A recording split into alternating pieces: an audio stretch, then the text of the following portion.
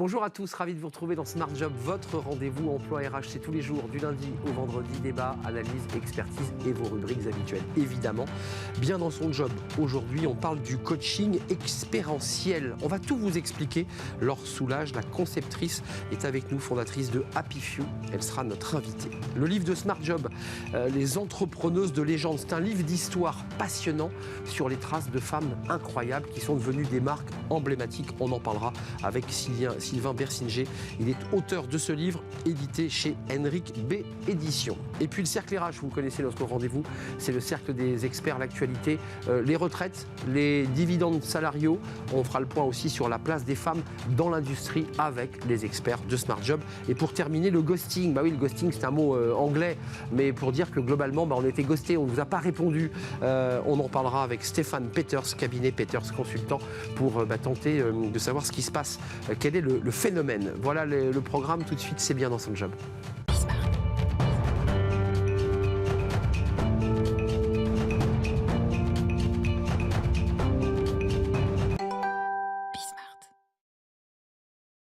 Bien dans son job, on parle aujourd'hui du coaching expérientiel. C'est pas facile à dire et on en parle avec Laure Soulage. Bonjour Laure. Bonjour Arnaud. Je suis très très heureux de vous accueillir sur le plateau de Smart Job, fondatrice d'Happy Few.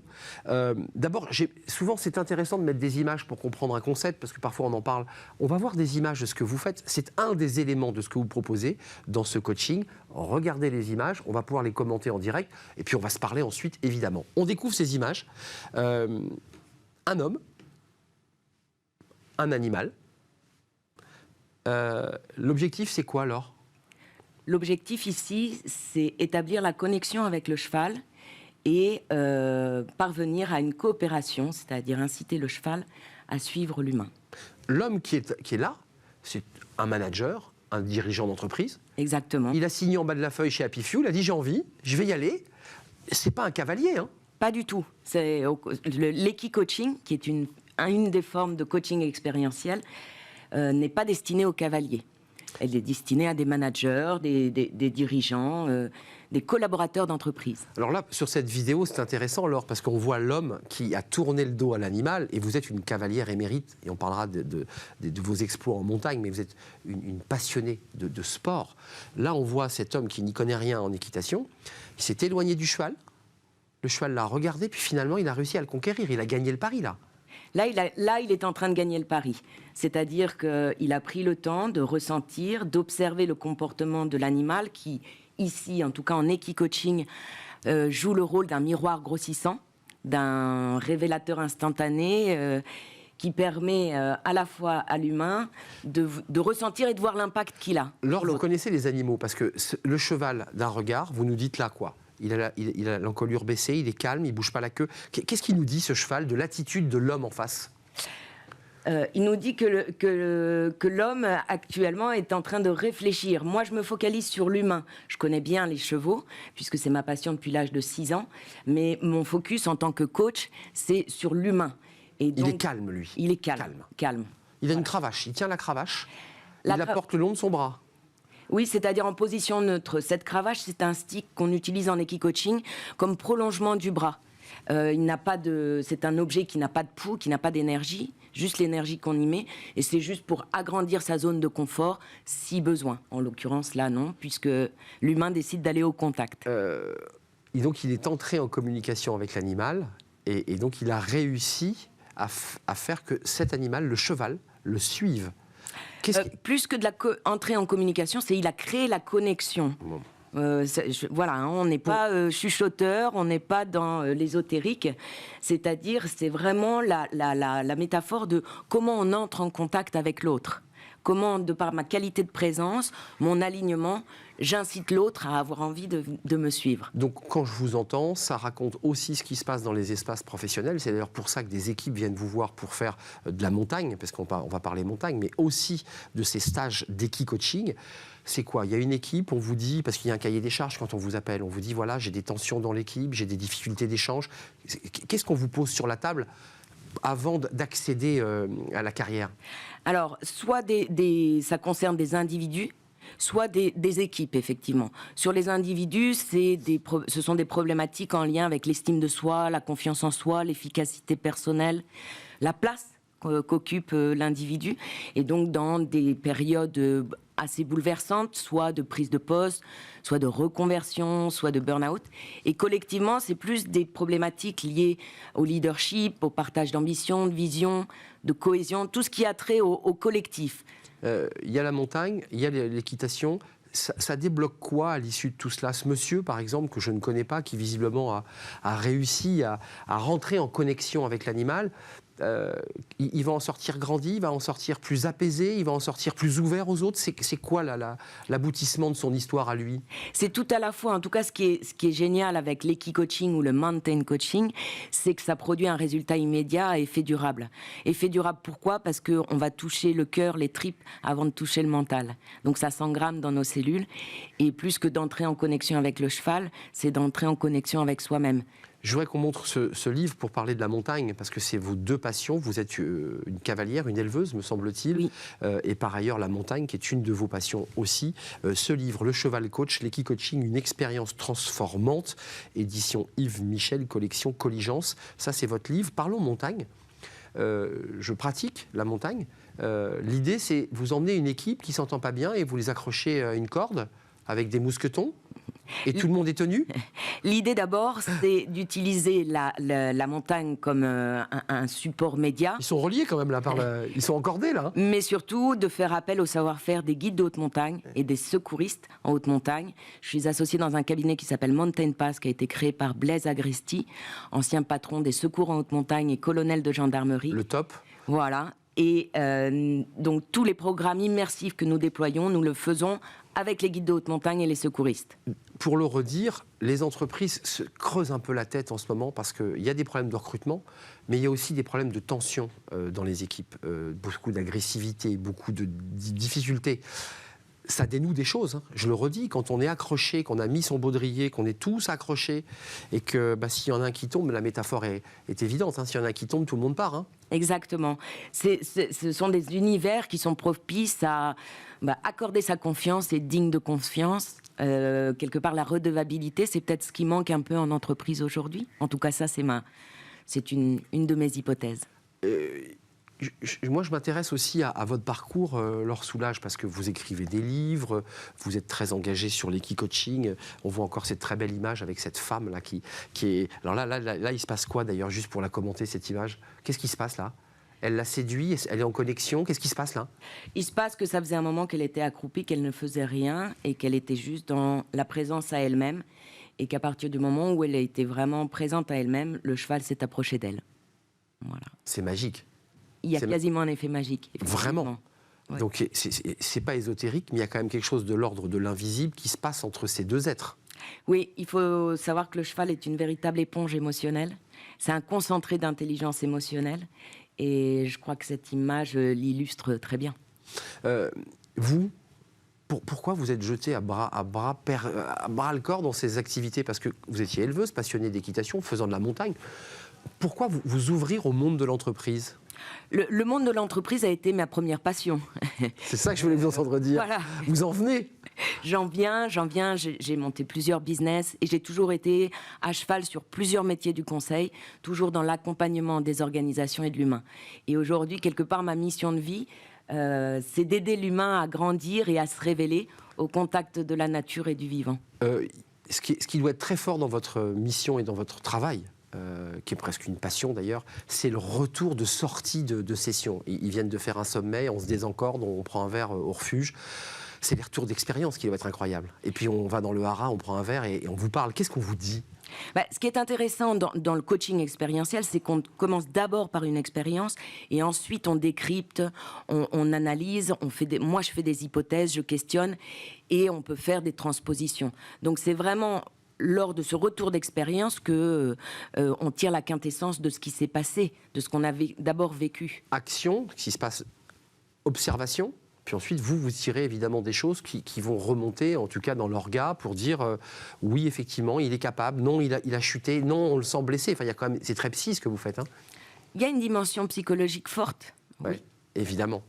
Merci Laure, c'était un vrai plaisir parce que vous êtes une femme discrète, vous êtes plus dans l'écoute et l'observation que dans la parole, mais c'est important que vous veniez nous raconter votre passion, et qui est un métier d'ailleurs. Laure Soulage, fondatrice d'Happy Few, je voudrais rappeler ce livre, Le Cheval Coach, avec la puissance de cet animal qui est incroyable, l'équi-coaching, expérience transformante. C'était un vrai plaisir de vous accueillir sur le plateau de Smart Job, et puis vous repartez en montagne, là c'est quoi la prochaine, c'est montagne ou c'est les chevaux là? Là, c'est plutôt les chevaux encore. C'est plutôt encore les chevaux, puis il n'y a peut-être pas assez de neige encore. Merci Laure d'être venue nous rendre visite. On tourne une page et on s'intéresse au livre de Smart Job. Vous êtes une entrepreneuse. Et bien, le livre nous parle des entrepreneuses de légende, des marques connues, Lanvin, Rubinstein, des femmes incroyables et qui sont racontées dans ce livre. Et j'accueille son auteur juste après le jingle. Le livre de Smart Job, comme chaque semaine, un livre et son auteur, Sylvain Bersinger. Merci d'être avec nous, Bersinger. Bersinger. Mais... Bersinger. Ouais. En fait, il y a 3 options possibles. Oui, il y a beaucoup d'options, c'est sûr, pour prononcer. Mais Sylvain Bersinger, vous êtes auteur de ce livre que j'ai trouvé absolument passionnant, Les entrepreneuses de légende, édition Henrik B. Édition. Pour le définir, peut-être vous allez me contredire, mais on fait de l'histoire. L'histoire de France, l'histoire du monde, à travers des personnages, Rubinstein, Lanvin, des entrepreneuses milliardaires chinoises, c'est plus récent. C'est un livre d'histoire que vous avez voulu déposer comme ça ? Alors, je ne le définirais pas comme un livre d'histoire, même si vous avez raison. J'en étais sûr. Oui, non, c'est un livre, disons que c'est une synthèse de biographie d'entrepreneuses de légende, donc, qui s'inscrit dans une série. Hein, c'est le 7e, avant on avait les entrepreneurs de légende, les entrepreneurs du cinéma, les entrepreneurs français, etc. Donc c'est une série qu'on fait avec mon éditeur. Et l'idée de la série, c'est de se dire...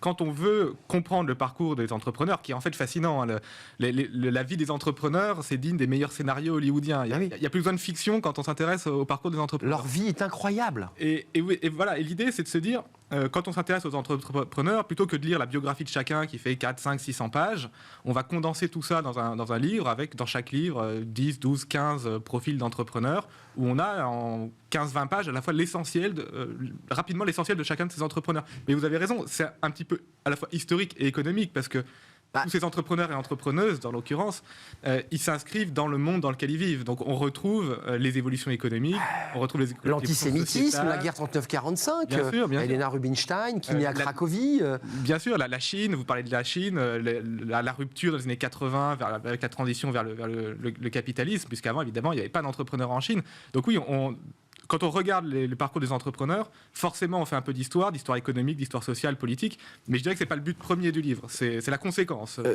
Je ne l'ai pas précisé, mais c'est important par rapport à ce qu'on se raconte. C'est pour ça que je savais que vous alliez me dire que ce n'était pas un livre d'histoire, parce que vous travaillez au cabinet Asterès, fondé par Nicolas Bouzou, donc vous avez aussi ce regard de l'économiste, du spécialiste de l'économie. Est-ce que ces femmes dont vous décrivez le parcours, qui est digne de romans parfois d'espionnage et de romans d'aventure, est-ce qu'elles ont une particularité comparée aux entrepreneurs qui, eux aussi, on peut le dire, ont des vies assez dingues? Qu'est-ce qu'elles ont de plus? Parce ce sont des femmes dans une période où, globalement, pour certaines, on ne vote pas. Et la femme est reléguée au rang de faire des enfants et faire la cuisine. Oui, alors c'est vrai que, en fait, quand on parle des entrepreneurs, il y a avant tout des hommes.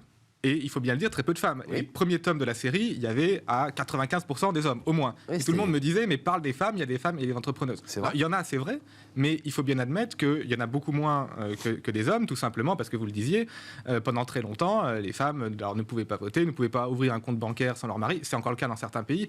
Donc, 68, le compte bancaire.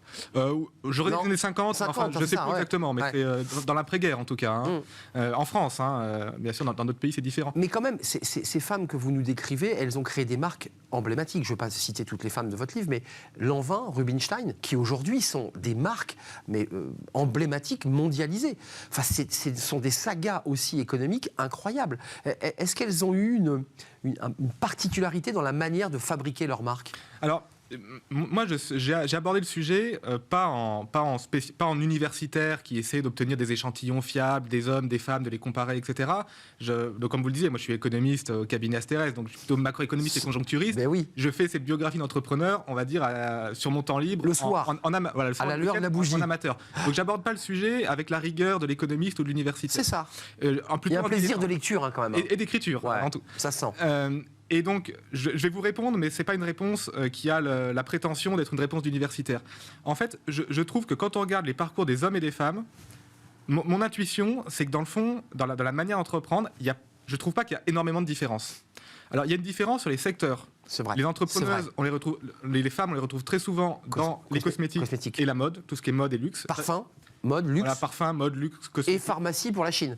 Voilà, il y a cette chinoise dans la pharmacie, la chimie. Mais la plupart dans le livre, hein, c'est quand même la mode et les cosmétiques. Donc là, il y a un biais, on va dire, sectoriel sur les secteurs qui sont plus traditionnellement associés au féminin.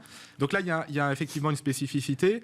Sur la manière d'entreprendre, j'ai pas forcément l'impression qu'il y ait de spécificité. Des fois, on entend les femmes seraient plus douces en affaires. Ouais, enfin, Elena Rubinstein ou Elisabeth Arden. Très dur. Voilà, c'était pas. Ouais, vous le dites, c'est des femmes de voilà, fallait que ça femmes file de doux, tête. hein. Donc, alors après, c'est pas le cas de toutes. Il y en a qui ont des Agnès B. C'est vrai, c'est Anita différent. Roddick. Oui, mais on n'est plus dans la même période, si je m'autorise. On n'est plus dans une période où la femme n'existait pas. Là, la femme existe. C'est différent. Juste quelques secondes, parce qu'on sent le plaisir que vous avez à faire ces livres. Je veux dire, il y a une joie de l'écrivain, là. Oui, alors, moi, je fais ça sur mon temps libre. Donc, s'il y avait des recherches, parce que c'est compliqué, les recherches. Oui, en fait, je m'informe sur ces entrepreneurs, entrepreneuses. Je lis des biographies, je regarde des documentaires. En fait, ce livre, c'est un gros boulot. Hein. C'est assez long, ouais. C'est assez chronophage. En fait, c'est un livre de collecte. Je collecte toute l'info et je la sers au lecteur. Plutôt que d'aller voir plein de sources, et il a en 20 pages le résumé de ces entrepreneuses. Je vous invite, on va revoir la couverture de ces entrepreneuses de légende, qui est le fruit d'une longue série menée par Sylvain Bersinger. Allez lire ce livre, parce que d'abord, on y apprend plein de choses. Moi, j'ai appris plein de choses sur ces personnages qui sont aujourd'hui des marques. Derrière, ce sont des femmes qui se sont battues, qui se sont vraiment battues pour certaines d'entre elles. Et puis, il y a des histoires plus contemporaines, je leur dis, sur notamment cette femme chinoise, on peut en dire en 10 secondes un mot. Ils ont monté une boîte concurrente et complémentaire avec son mari. Mais ce qui est très drôle, c'est qu'elle est devenue plus riche que son mari. Oui, alors je me risquerai pas à prononcer son nom parce que je suis sûr que je le prononcerai mal, donc vous le lirez dans le livre, mais voilà. J'ai eu du mal aussi. Non, ce qui est très intéressant avec cette entrepreneuse et globalement avec l'entrepreneuriat en Chine, alors bien sûr ça commence dans les années 80-90 parce qu'avant on ne pouvait pas. Alors ce qu'il faut voir avec les entrepreneurs en Chine, c'est qu'il y a souvent assez peu d'informations. Très peu, vous le dites, il n'y a pas de biographie. Surtout que moi, je ne parle pas chinois, donc c'est encore plus dur. Mais globalement, et d'ailleurs, on voit bien les entrepreneurs en Chine, dès qu'ils disent un peu ce qu'il ne faut pas...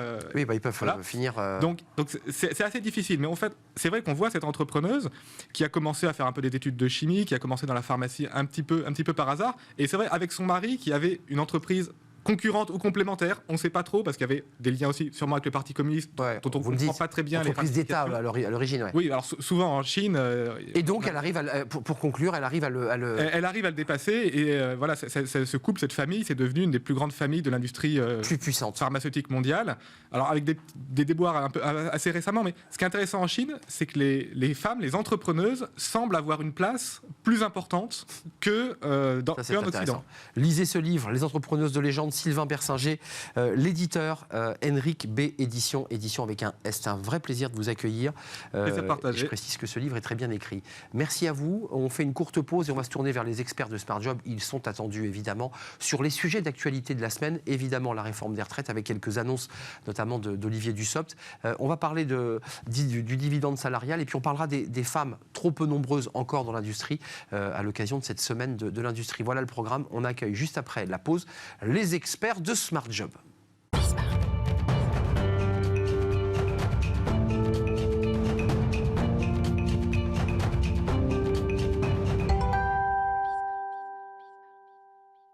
Le cercle des experts, comme chaque vendredi, pour balayer l'actualité. Je vous présente mes invités. On va parler du dividende salarial, on va parler des retraites. Alors, on en parle chaque semaine.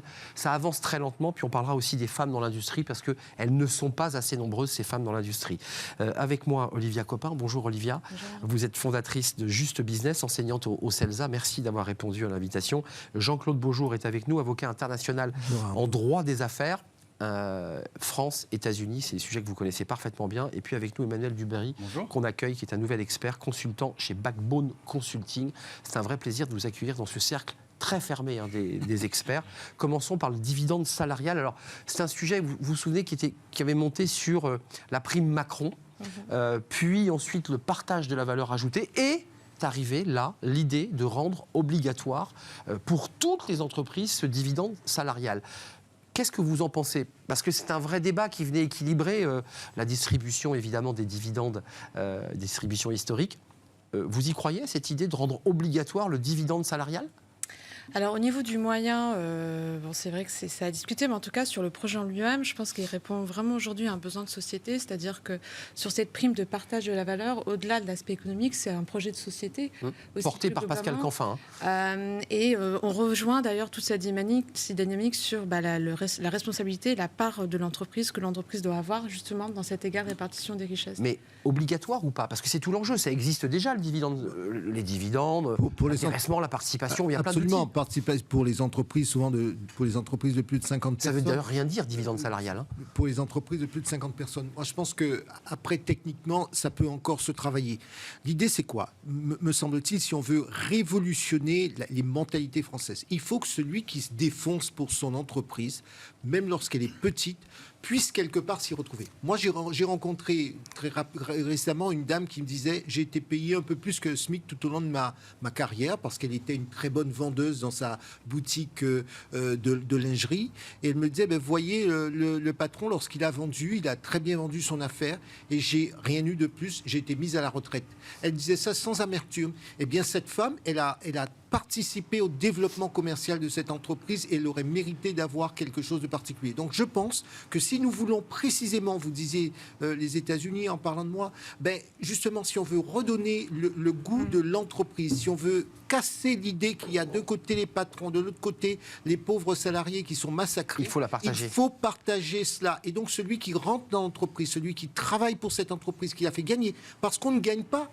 même si on est en digitalisation, en économie digitale, évidemment. On ne gagne pas sans êtres humains. Emmanuel Dubarry, je repose sur la table la distribution des dividendes.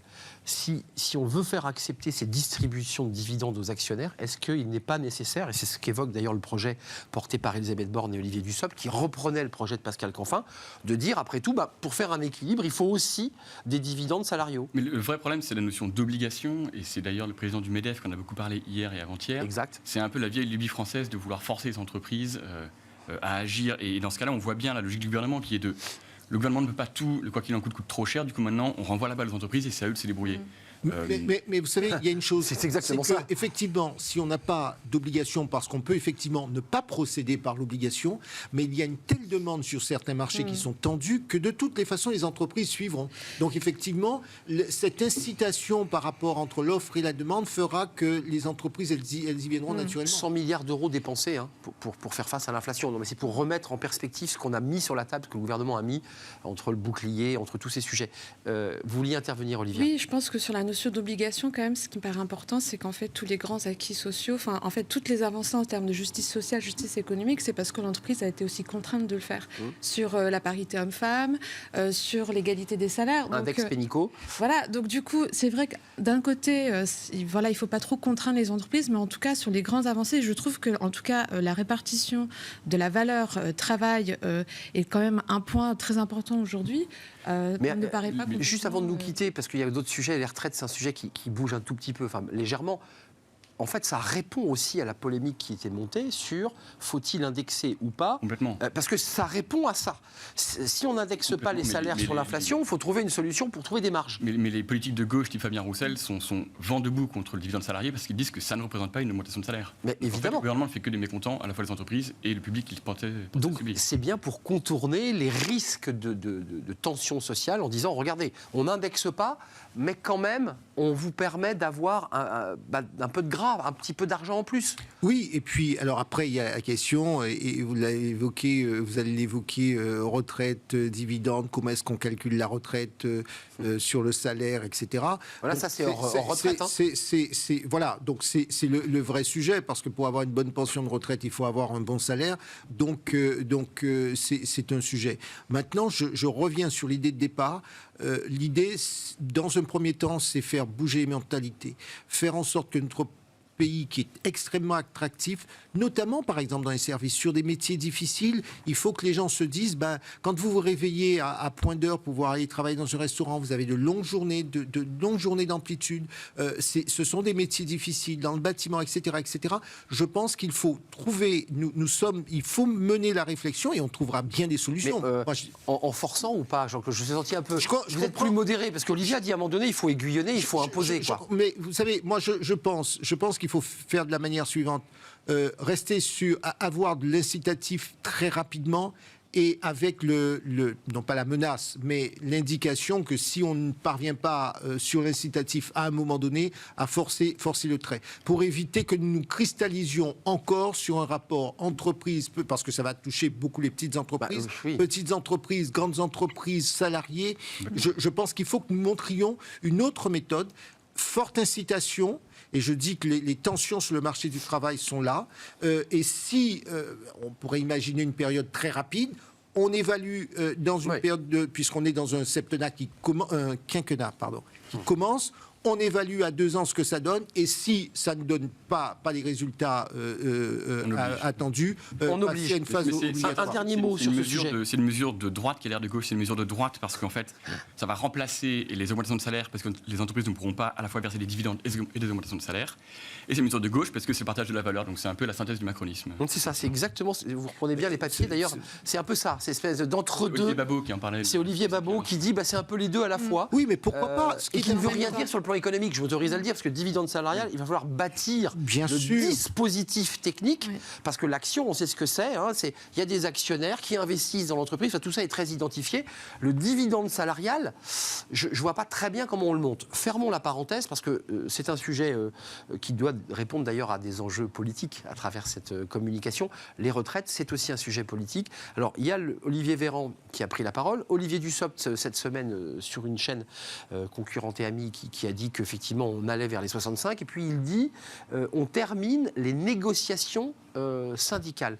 Est-ce que vous êtes d'accord avec le mot négociation, Olivia Copin? Parce que les syndicats disent on ne négocie pas, on nous concerte. Non mais excusez-moi, la différence est de taille. Oui, effectivement, en termes de wording, d'éléments de langage, ça n'a pas la même signification. Mais ça représente un petit peu de ce qu'est le débat depuis le début sur cette réforme de retraite. C'est-à-dire que le président jupitérien essaie de redescendre un peu dans l'arène pour montrer à quel point il se met sur un niveau pour parler d'égal à égal, où on va négocier. Et puis d'un autre côté, la critique qui était présente du côté des syndicats, c'est-à-dire que tout est vertical et se décide par le haut. Donc je pense que ça masse pas on ne parle pas encore du cœur, du fond du problème, mais en tout cas, c'est intéressant d'un point de vue communication, comme ces deux mots sont opposés l'un à l'autre. Le texte sera présenté mi-décembre vers un départ, alors c'est toujours intéressant parce que c'est flottant, vers un départ à 65 ans. Je vous vois dubitatif, Jean-Claude. Si vous dites, oui, bon, alors quoi de neuf concrètement?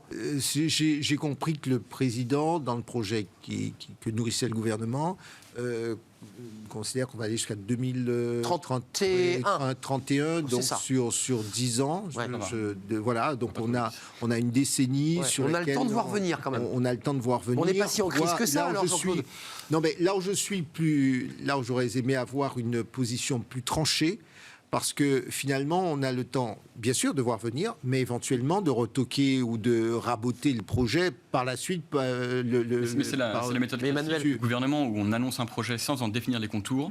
Les oppositions se déchirent sur un projet qui est... On jette le chiffon, quoi. On jette le chiffon, les autres se décrédibilisent parce qu'ils discutent d'un projet qui n'existe pas, et le gouvernement siffle la fin de la récré 2 semaines après en annonçant le projet. C'est un peu Mais quand on analyse froidement ce sujet, indépendamment des polémiques politiques de ceux qui veulent allonger, de ceux qui ne veulent pas, mécaniquement, pour l'ensemble des jeunes sortis des études, sans parler de l'âge d'une date de départ, quand on accumule les trimestres, on voit bien que la plupart des jeunes qui ont terminé les études à 25 ou 26 ans après une alternance, globalement, quand on met les 43 annuités et demie, on est déjà à 67. Enfin, je veux dire, on parle d'un sujet qui n'existe pas, en fait. Alors, les jeunes qui font des longues études, que ce soit les professions libérales, bien sûr. On travaille, heureusement, mais c'est réglé à 62 ans, oui. Donc, effectivement, il n'y a pas de sujet. Sur ce point-là, il n'y aurait pas de sujet. Mais quand même, il y a un sujet politique.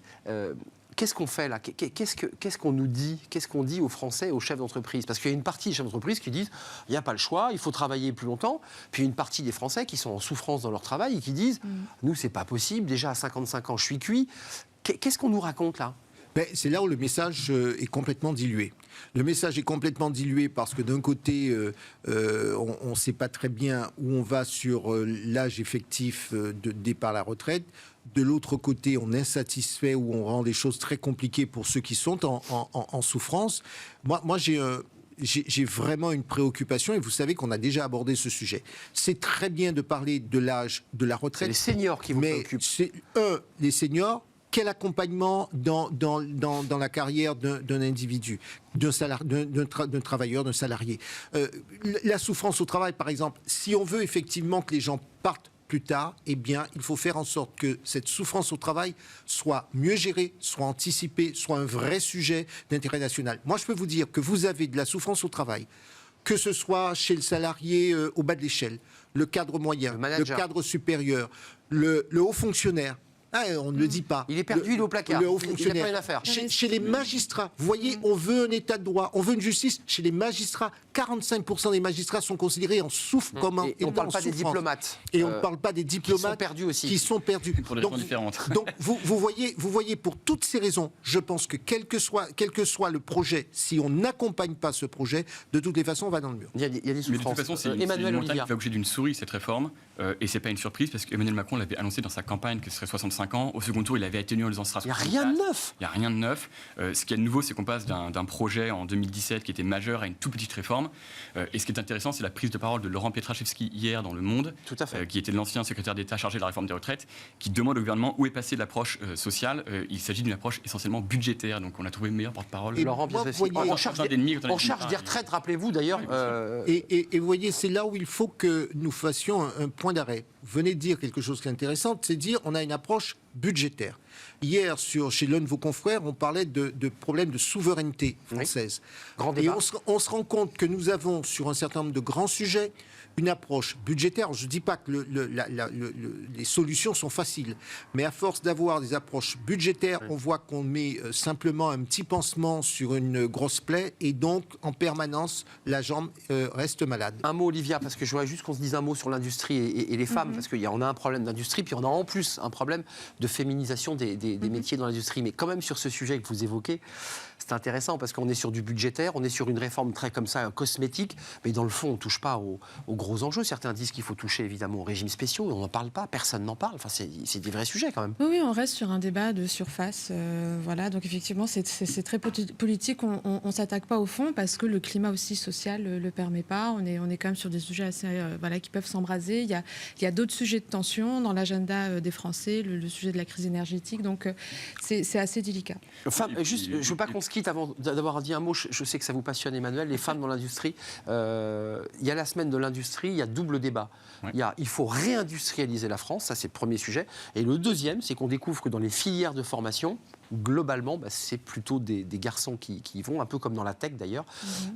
C'est un vrai sujet pour vous, ça ? Complètement, c'est un vrai sujet, et vous avez tout à fait raison. Le premier sujet, c'est d'avoir plus d'usines en France. Mécaniquement, on aura plus de femmes dedans.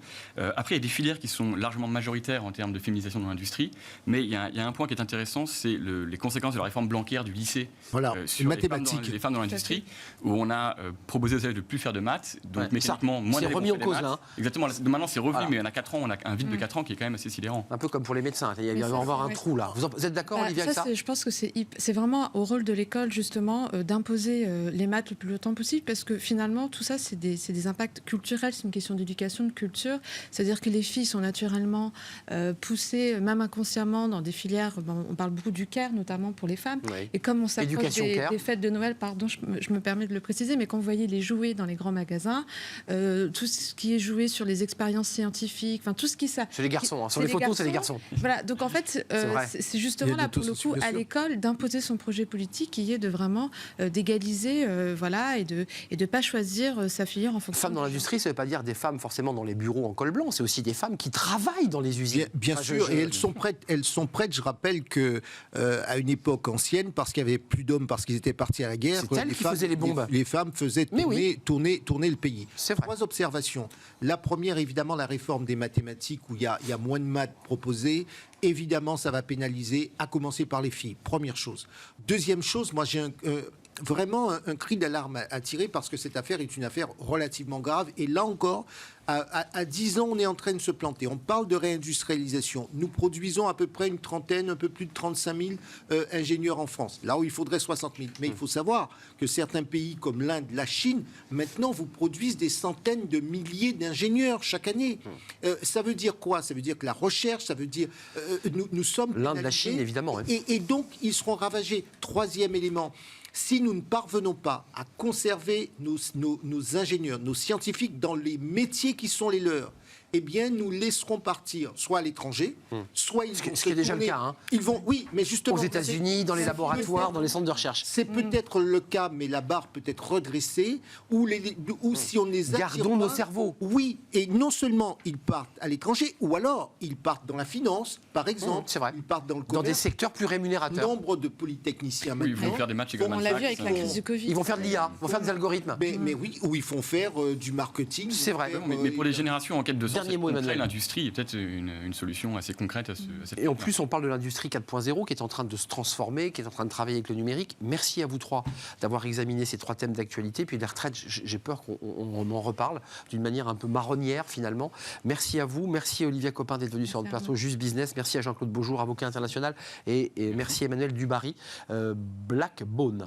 C'est Backbone. Hein. Sans L, exactement. Mais bien sûr, c'est pas Black, c'est Back. Et si on ne se revoit pas, bonne fête de fin d'année. Eh bien, je vous souhaite de joyeuses fêtes de fin d'année parce qu'il est possible qu'on ne se revoie pas. Profitez bien et revenez avec plein d'idées, plein d'énergie. Merci à vous trois en tout cas d'être aussi fidèles à l'émission des experts. On termine avec votre rubrique, vous la connaissez, fenêtre sur l'emploi, le ghosting. Qu'est-ce qu'on utilise comme mot anglais américain? Le ghosting, c'est quand on ne vous répond pas. Comment faire? On en parle.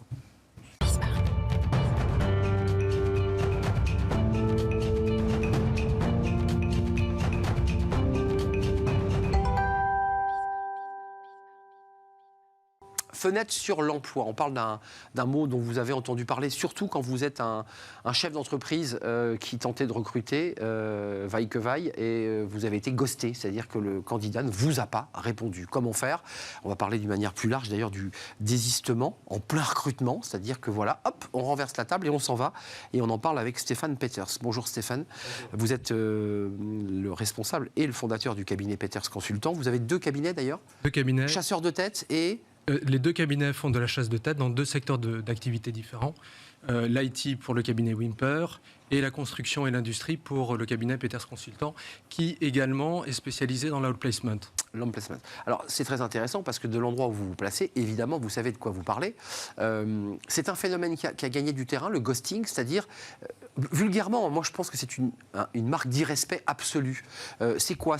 On renvoie la pièce aux entreprises qui elles-mêmes souvent ne répondent pas quand on envoie une candidature. Est-ce qu'il y a un peu de ça? Oui, le ghosting, finalement, c'est, pour le définir, c'est une personne qui se montre très intéressée par une opportunité pendant un certain temps et qui, du jour au lendemain, va cesser toute relation sans aucune explication. Donc, on est naturellement, quand on est recruteur, qu'on soit côté client ou côté consultant dans un cabinet de recrutement, on est déconcerté. C'est vraiment quelque chose de nouveau. C'est quelque chose qu'on ne connaissait pas il y a 10 ans, voire même il y a 5 ans, voire même il y a 2 ans. Dans tous les cas, de façon moindre qu'aujourd'hui. Mais comment vous l'expliquez, vous qui êtes un expert du recrutement, comment vous expliquez qu'on est là aussi, on est en train de vivre une petite révolution et qui ne va pas dans le bon sens, là, en l'occurrence? Comment ça s'explique? Je pense qu'on peut l'expliquer d'une façon très simple. Le ghosting, finalement, ça vient c'est un terme qu'on emprunte au réseau de rencontres. Et aux sites de rencontres. C'est le numérique, hein, bien sûr. Voilà, et c'est d'ailleurs, il y a un certain nombre de thèmes qui sont nés comme ça sur les sites de rencontres. Elle m'a ghosté. Il m'a ghosté. Exactement, et qui aujourd'hui sont utilisés dans la vie professionnelle et peut-être plus particulièrement dans le secteur du recrutement. Et c'est également la raison pour laquelle on parle de tinderisation, par exemple. Exactement. Et, donc l'emploi, c'est une boîte de conserve, c'est un produit de consommation comme un autre. Et on se comporte non plus comme un salarié, mais comme un consommateur. On se se comportent aujourd'hui, ou certains se comportent aujourd'hui comme des consommateurs. C'est-à-dire qu'en fait, au lieu de rentrer dans un processus de recrutement classique, on consomme. On consomme le recrutement comme on consomme une appli, ou sur une appli. On n'a pas d'explication à donner, on consomme un jour, on arrête le lendemain. Ça, c'est effrayant hein, pour les recruteurs, ce phénomène. Et ça peut être effrayant, effectivement. Il ne faut pas oublier une chose, c'est que le rapport a changé dans les secteurs dont on parle, qui sont des secteurs dans lesquels on a une très forte pénurie de candidats, et les candidats le savent. Donc ils sont systématiquement sollicités. À partir de ce moment-là, ils voient que finalement, il y a une offre qui est importante, qui vient à eux, et eux décident de consommer telle ou telle offre. Et donc c'est comme ça que ça s'est développé, que ça a évolué. Quelles sont les contre-mesures, si d'aventure il en existe, puisqu'on voit bien qu'on ne peut pas faire grand-chose contre un candidat qui rompt toute négociation, toute discussion. Comment vous anticipez? Est-ce qu'il y a de la prévention? Est-ce qu'il y a aussi un accompagnement de celui qui va commencer à travailler, à négocier avec vous, de lui dire, mais attention, vous savez, le restaurant, comment il fait hein, pour éviter que la personne réserve et ne vienne pas, hein, parce que c'est du ghosting aussi. Elle prend le numéro de téléphone et parfois on va arriver à demander la carte pour prendre un acompte. Comment on fait quand on est en recrutement? Parce que c'est le même phénomène qui se produit. Oui, alors on fait, il y a plusieurs solutions, ou dans tous les cas, plusieurs parades, plusieurs démarches qu'on peut avoir. La première, qui concerne les cabinets de recrutement, les consultants des cabinets de recrutement, et là c'est particulièrement important, il faut que ces candidats consommateurs comprennent que les cabinets de recrutement ne sont pas seulement là pour leur proposer une opportunité à un moment donné, mais pour les accompagner dans un processus de recrutement. Ça, c'est le premier. Et puis vous avez un client, vous, en face hein? Ouais, en plus, on a un client. Ben oui. Mais la deuxième chose qui est très importante, c'est de pouvoir expliquer à ces candidats que les cabinets de recrutement, et les chasseurs de tête en particulier, ça fait tout l'intérêt de notre profession, de notre travail, les cabinets de recrutement sont là pour les accompagner dans la durée. Les chasseurs de tête accompagnent les candidats tout au long de leur carrière. Et on le fait avec des candidats avec lesquels on garde le contact. Donc, quand les candidats ont compris ça, ils rentrent finalement dans une autre relation avec le cabinet de recrutement. Mais ça, c'est la première chose. Ouais. Et puis, il y a une deuxième chose qui est également très importante et qui touche à la communication. Vous en parlez souvent sur ce plateau, vous avez des entreprises qui ont fait beaucoup d'efforts, qui ont fait preuve d'énormément d'imagination, qui ont beaucoup innové pour attirer des candidats, pour les garder plus longtemps, pour faire baisser le turnover, avec vraiment des offres qui sont très intéressantes. On pourrait y revenir dans le détail. Et finalement, ces entreprises ne le communiquent pas toujours au début du processus de recrutement. Il faut qu'on comprenne une chose, et c'est un point qui est essentiel.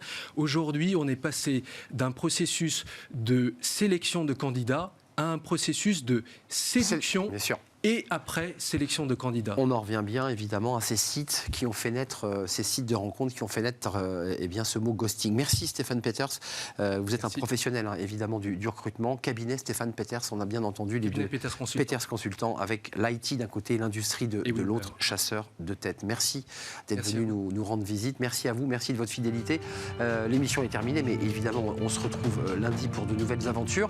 Merci à toute l'équipe, merci à Xavier pour la réalisation, merci à Alexis pour le son. Merci à l'incontournable Nicolas Juchat et merci à Lily, elle aussi incontournable pour l'accueil invité. Merci à vous, merci pour vos messages et portez-vous bien. Bye bye.